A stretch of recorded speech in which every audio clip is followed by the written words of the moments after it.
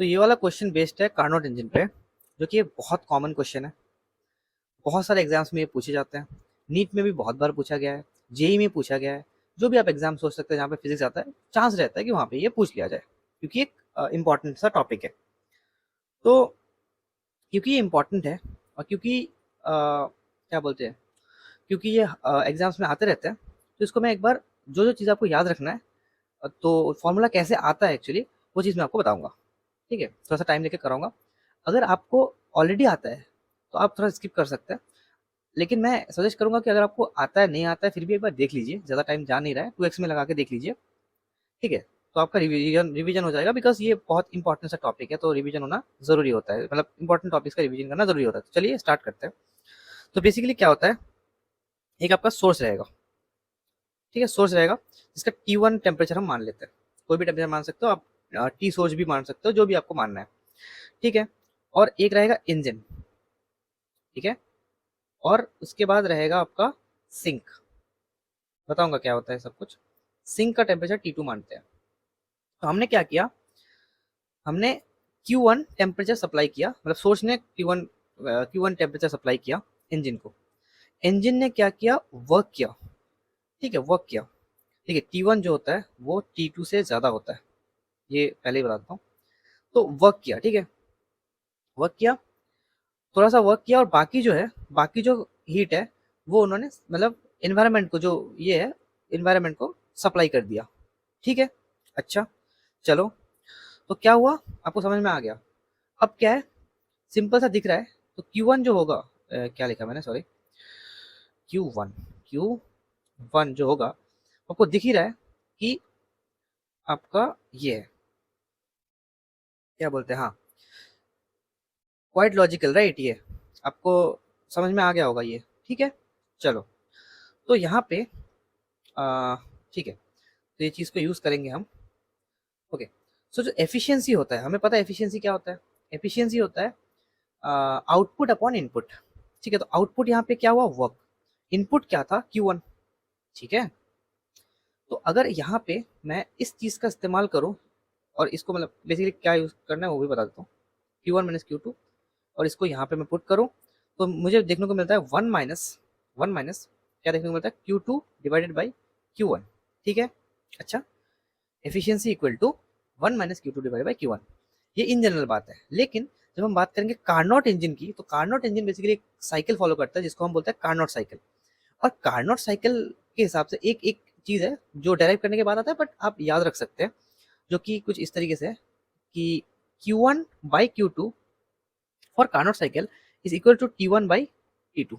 ठीक है, तो उस चीज़ का अगर हम इस्तेमाल करेंगे यहाँ पे, तो आप देखेंगे जो आपका क्या बोलते हैं इसको, एफिशिएंसी है, वो हो जाएगा वन माइनस T2/T1। ठीक है, और इस चीज़ का हम यूज़ करेंगे, इस चीज़ का हम यूज़ करेंगे।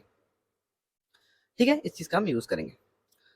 तो ओके, अब हम क्वेश्चन सॉल्व करते हैं। अभी तो मैंने दिखाया दिखाया तुमको कैसे ये फॉर्मूला आया है, पर अभी सॉल्व करेंगे। याद रखना एक चीज़, एग्जाम हॉल में जाके ये सब करने मत लग जाना। ये चीज़ याद रहना ही चाहिए। अगर आप नीट दे रहे हैं, नीट जैसे एग्जाम दे रहे हैं, यहाँ पे स्पीड मैटर करता है, उसमें ये चीज़ आपको याद होना ही चाहिए। ठीक है, मैंने बस बताया कि कैसे आता है, क्योंकि मेरा काम है बताना। ठीक है, लेकिन आपको ये चीज़ याद होना ही चाहिए, मैं बार बार बोल रहा हूँ, बहुत इंपॉर्टेंट है। मैं लिख भी देता हूँ, वेरी वेरी इंपॉर्टेंट चीज़ है ये। ठीक है, याद कर लीजिएगा ये। ठीक है ना, तो चलो देखते हैं, क्वेश्चन सॉल्व करते हैं एक बार। तो क्या क्या है देख लेते हैं। मैं आपको पहले भी बोला था, फिर से बोलता हूँ, अगर तुमको कहीं पे दिख जाए ये चीज़, ये क्या है, बेसिकली डिग्री सेल्सियस पे कोई टेम्परेचर दिख जाए, तो केल्विन में कन्वर्ट करो। तो 327 डिग्री सेल्सियस है।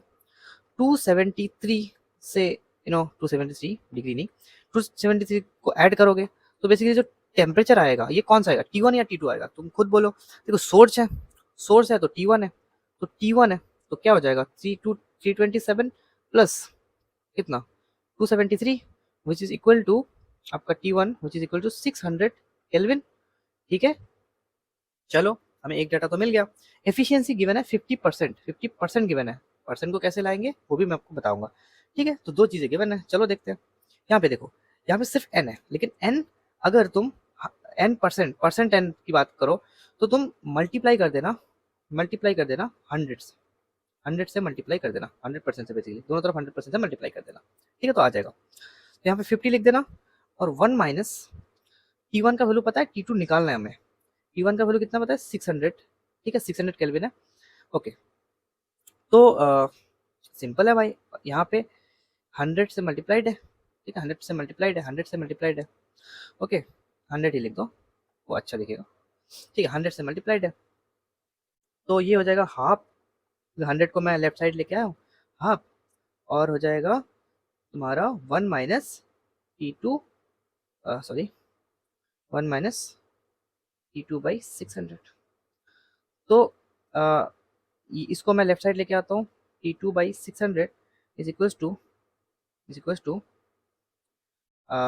1 माइनस हाफ, ठीक है, विच इज हाफ, ये T2 है, तो T2 है, उसका वैल्यू आ गया तुम्हारा 300 केल्विन।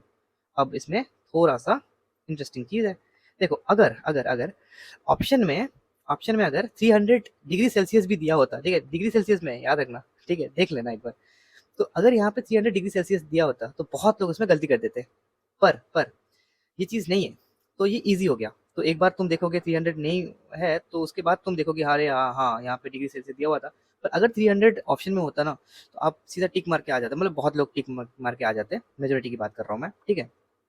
लेकिन इसको करना क्या है, डिग्री सेल्सियस में कन्वर्ट करना है, कैसे करेंगे, 300 माइनस 273, तो ये हो जाएगा तुम्हारा कितना, 27 degree Celsius. 27 degree Celsius option में है, हाँ बिल्कुल है, चौथा वाला ऑप्शन है, चौथा वाला आपका आंसर है, ठीक है, चौथा वाला आपका आंसर है, ठीक है, चलिए।